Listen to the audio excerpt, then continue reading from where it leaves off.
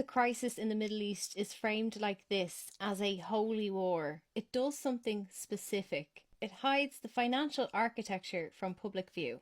This framing makes the war look like a product of an irrational belief system, when it isn't. It's the product of war manufacturing. This whole war and this far-right ideology are the product of AIPAC donors, dark money chains, paid pastors, and the settlement investment funds. The people at the top of these organisations are not confused about eschatology. John Hagee is an American televangelist with an annual salary of at least $1 million a year and a sports complex named after him in the West Bank.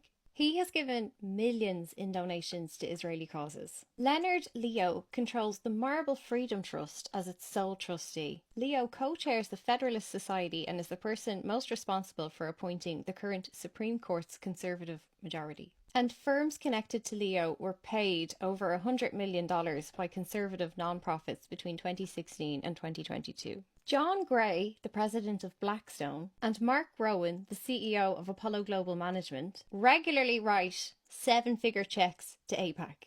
These are people who would identify themselves as rational financial actors, not religious extremists. They are using religious language as the public face for extraction capitalism because it's easier to manipulate and mobilize people with religion than it is to convince them that predatory capitalism is in their best interests. Pretending to be a church gets them donations that are tax exempt and makes the whole thing look noble. But if you follow the money, it is incredibly obvious that theology is merely a wrapper.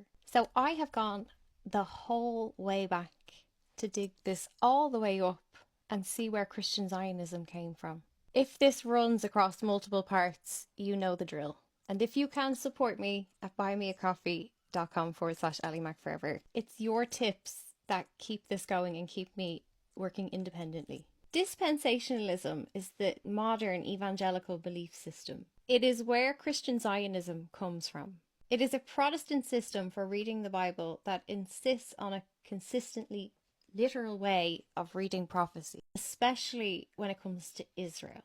This didn't exist before 1830. It was invented by a lawyer, John Nelson Darby, an Anglo-Irish lawyer turned minister. He developed this new system, which gave the modern state of Israel a separate, essential role in the end of the world. According to Darby, Jews must return to the land of Israel before Jesus can return. He wrote in 1830 that wars in the Middle East are part of a divine plan and supporting Israel is theological obligation. This is George Wigram. His father was Sir Robert Wigram, 1st Baronet. He was a merchant shipbuilder who ran the East India Dock Company.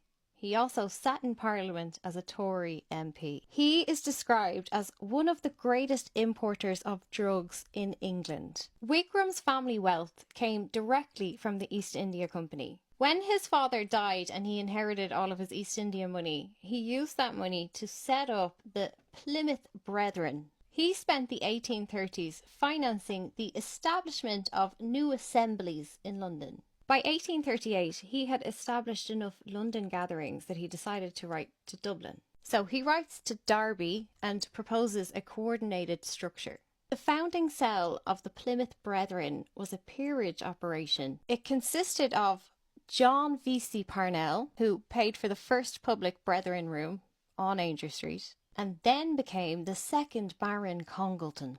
His father was Henry Parnell, a senior Whig politician and reformer who sat in cabinet. He also co-financed the 1830 Baghdad missionary expedition. British mainstream history frames this as these guys bringing the printing press to the Ottoman Empire. No, this is a baron sending human resources into a strategically critical region just 1 year before Muhammad Ali's Egyptian army marched into Palestine. Another founding member of the Plymouth Brethren was Francis William Newman. His brother was the Cardinal John Henry Newman, and both of these men were in the original cell, and both of these men went on that expedition to Baghdad. And he led the Oxford movement, pulling the Church of England back towards Rome. Derby went to Trinity.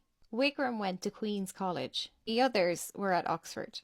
In 1820, all of these universities were directly feeding the colonial office. These prestigious universities did nothing but spit out bureaucrats for the East India Company. So dispensationalism is not a grassroots religious revival. It is empire money.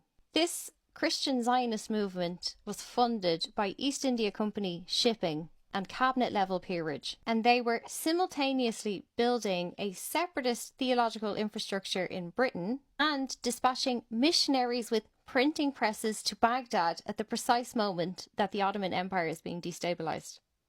Weird. This is the British scrambling to secure that oil route to India. Christian Zionism, and Zionism in general, has never been a religious movement. This is a capital system. The framing of the US-Israel attack on Iran as a religious war driven by fanaticism and end times delusion is itself a form of propaganda. Very, very old propaganda. It makes the capitalist extraction system look irrational, and you cannot dismantle irrational systems simply by following the money. And that's exactly why the religious framing is still useful to those who don't want their money followed. The congregation is not the driver. They are a captured population. They are absorbing this ideology that is produced by capital investment in media, publishing, and institutional church infrastructure going back to the 1830s. Their theology was designed and distributed by the British Empire.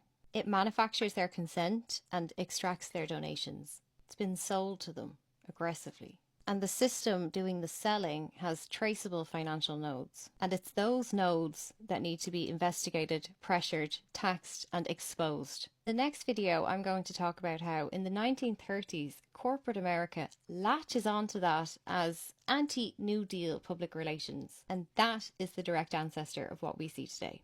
Before I go, I just have one more peer to put on your radar. This is Lady Theodosia Wingfield. She owned the Powerscourt estate, the 47,000-acre estate in County Wicklow. She hosted and funded the 1831, 1832 and 1833 conferences on dispossessionism.